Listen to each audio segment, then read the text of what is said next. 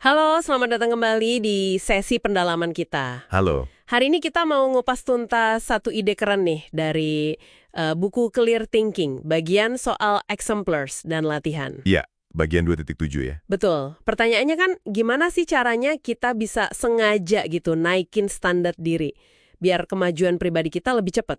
Nah, kita mau fokus ke kekuatan milih panutan atau exemplar, dan yang penting gimana kita bisa meniru praktek terbaik mereka. Betul sekali. Ini penting banget, karena seringkali kita tanpa sadar ya, ngikutin standar rata-rata aja di sekitar kita. Kayak otomatis gitu ya? Iya, bisa dari lingkungan kerja, teman, bahkan keluarga. Nah, sumber ini bilang, salah satu cara paling jitu buat keluar dari rata-rata itu, ya dengan aktif milih role model. Oke. Yang standarnya jelas lebih tinggi. Terus, kita belajar, dan ini kuncinya, mempraktekkan apa yang mereka lakukan. Mari kita gali deh. Siap. Jadi konsepnya ini kelihatannya simple ya, tapi dampaknya bisa gede banget. Iya, Kalau mau hasil di atas rata-rata, ya standar kita juga harus di atas rata-rata. Nggak bisa cuma ngikutin arus aja. nggak bisa. Sumber ini kan nekenin dua hal nih. Pertama, pilih exemplar yang tepat, yang beneran bisa narik standar kita ke atas. Yang bikin kita mikir, oh bisa lebih baik lagi toh? Nah, Terus yang kedua, ini krusial banget kayaknya. Secara sadar meniru atau mempraktikkan cara mereka dalam aspek tertentu ya, bukan semuanya. bukan cuma kagum dari jauh ya. Betul. Bukan cuma, wah hebat ya dia. Kenapa sih ini bisa begitu ngaruh? Ya karena kita ini kan, gimana ya, secara alami nyerap kebiasaan orang sekitar. Standar mereka jadi standar kita, sering tanpa sadar. Betul. Nah, dengan milih eksemplar secara sadar, kita bisa bajak proses alami ini buat kebaikan kita sendiri. Kita jadi bisa ngelewatin batasan standar yang mungkin nggak sengaja kita adopsi dari lingkungan. Oh, jadi kayak shortcut gitu ya, tapi shortcut yang bagus. Bisa dibilang gitu. Kayak kata Peter Kaufman yang dikutip di materi Anda kan, nggak ada teknik yang lebih bertanggung jawab atas kesuksesan saya selain mempelajari dan mengadopsi model baik dari orang lain. Kutipan yang kuat itu. Dan ini bukan ide baru loh. Seneca ribuan tahun lalu juga udah bilang, pilih seseorang yang hidupnya bisa jadi patokan buat kita. Oke, jadi jelas ya kenapanya penting. Tapi, tantangannya nih, gimana caranya milih yang tepat? Apa harus orang terkenal? Atau bos kita gitu? Nah itu dia, nggak harus sama sekali. Eksemplar itu bisa siapa aja. Siapa aja yang bikin Anda terinspirasi jadi lebih baik di area spesifik. Spesifik ya, nggak harus sempurna di semua hal. Tepat. Bisa jadi kolega yang, wah, jago banget presentasi. Atau tokoh sejarah yang integritasnya Anda kagumi. Penulis yang cara mikirnya pengen Anda tiru.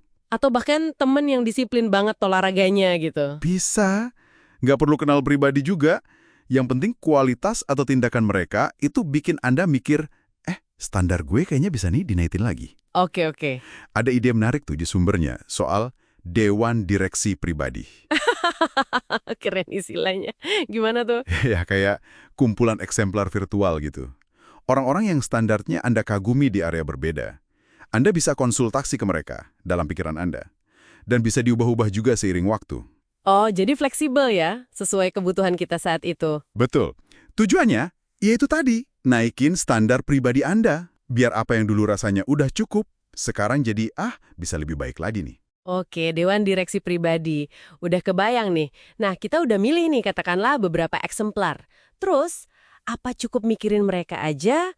Gimana biar beneran ngefek ke perilaku kita? Ini masuk ke bagian praktiknya kan ya? Nah, ini dia intinya. Milih itu baru langkah awal. Yang beneran bikin beda itu, praktik sadarnya. Oke, gimana tuh praktiknya? Sumber ini nyebutnya membangun gudang perilaku baik. Repository of Good Behavior. Ini bukan sekedar daftar nama, tapi semacam database di kepala kita. Isinya tentang gimana orang-orang hebat ini merespon situasi tertentu. Database perilaku. Caranya? Ya pelajari mereka. Baca tulisan mereka, tonton wawancara, kalau bisa ya ngobrol langsung, analisis. Kenapa sih mereka bertindak gitu? Apa prinsip di baliknya? Oh, jadi nggak cuma apanya tapi kenapanya juga ya? Penting banget.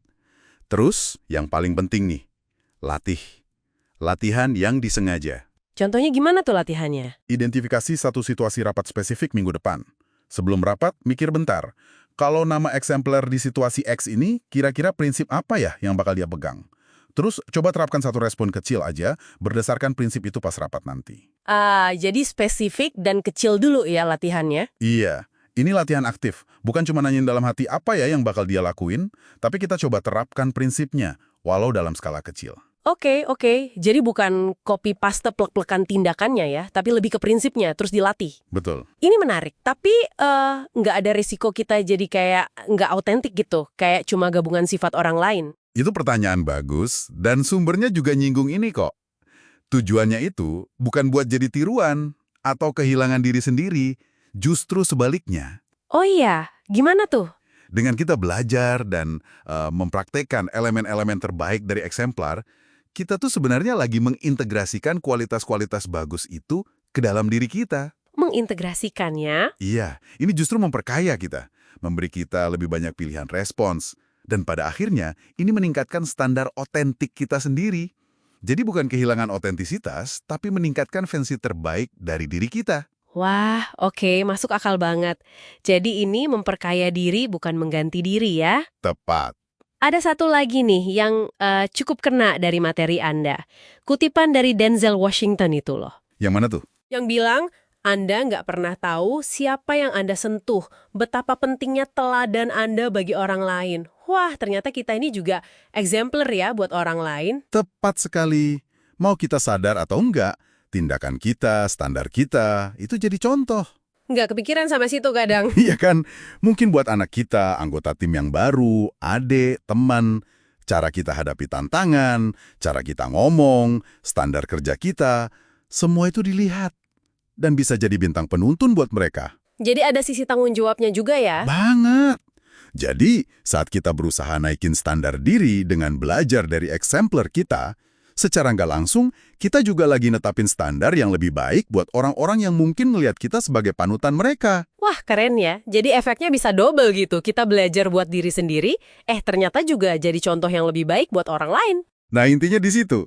Milih eksemplar secara sadar, dan yang nggak kalah penting, berlatih secara aktif, meniru prinsip dan perilaku baik mereka, itu strategi yang sangat praktis.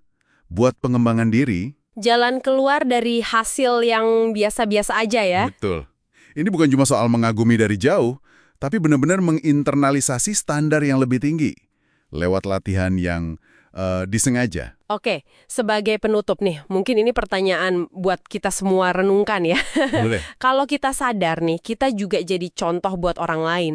Standar macam apa sih yang sekarang lagi kita tunjukin lewat tindakan kita sehari-hari? Pertanyaan reflektif. Dan gimana caranya memilih serta belajar aktif dari panutan kita sendiri, itu bisa bantu ngebentuk standar itu jadi lebih baik. Baik buat diri kita, maupun buat mereka yang lihat kita. Gimana menurut Anda? Itu dia, pertanyaan penting untuk dibawa pulang dan direnungkan. Terima kasih sudah mengangkatnya.